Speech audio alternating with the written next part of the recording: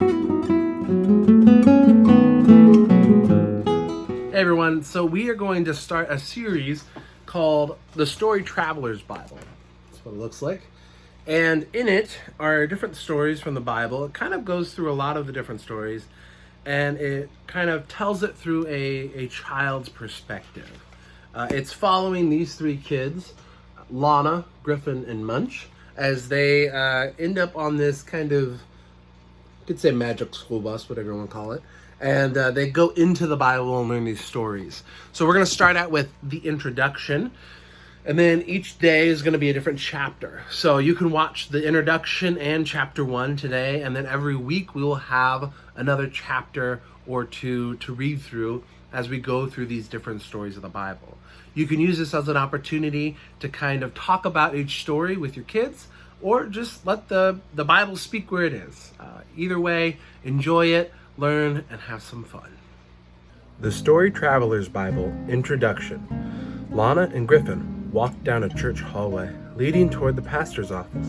Lana pauses to admire a brightly colored sign that reads, Vacation Bible School, Getting to Know God. Come on, says Griffin. We only have 13 minutes and 58 seconds of lunch break left.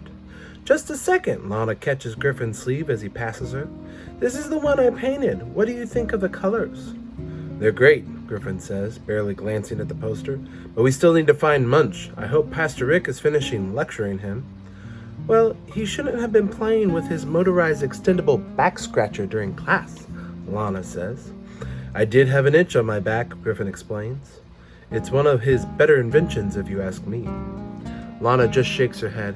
Griffin, she says after a moment, what do you think Mrs. Morrigan meant when she said that the best way to get to know God is to read his word? Do you think she meant the whole Bible? I guess. What else would she mean? It's just... Lana looks around to make sure no one's listening. There are some parts of the Bible, well... Her voice drops to a whisper. I skip over. Griffin doesn't say anything. I read some of the Bible, Lana says quickly. I love a lot of the stories, and some of the letters are nice. But some of the stories just feel so strange to me. I can't picture the people or places at all. Sometimes they don't seem, well, real. I don't really read the Bible at all, Griffin admits. I just like the maps. I guess neither of us really knows God then, Lana says. Guess not, Griffin replies. An uncomfortable silence falls. Let's just find Munch so we can eat, Griffin says finally. When they reach Pastor Rick's office, neither the pastor nor Munch is anywhere to be found. Griffin finally spots their friend through the office window. Munch is outside on the lawn tinkering with a rusted old minibus. Lana and Griffin leave the church building to meet up with him. Where's Pastor Rick? Lana asks, approaching Munch. I don't know. He listened to what happened, then he told me I could come out here and look at his hunk of junk.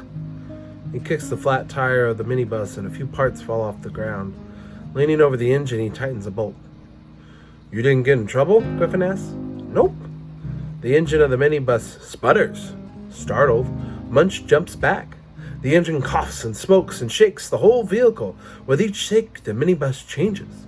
As the kids watch, the tires inflate, rust is replaced with gleaming red paint, the cracked windows are suddenly whole and sparkling. Spinning sprockets, Munch whispers, dropping his wrench. Lana and Griffin just stare. 3 musical notes chime from the minibus. Please climb aboard, a pleasant voice says. Munch heads to the bus door. Munch, Lana squeaks, ignoring her. Munch disappears inside. Seconds later, he pops up his head out of the window. Look what I found, he says, dangling a map between 2 fingers. You've got my attention, Griffin says, darting toward the bus door. Lana, you coming? Munch asks. Lana approaches the minibus with caution. She slowly climbs the stairs and looks around at the shabby interior. Most of the seats have holes in them, she says. The minibus shakes one more. And suddenly the seats are gleaming as if brand new. Looking a bit pale, Lana chooses the seat directly across from the boys and sits down. She notices a large Bible lying on the seat next to her. The engine comes to life with a healthy roar. The minibus spins as if caught in a whirlwind. Then it vanishes into thin air, taking the 3 children with it.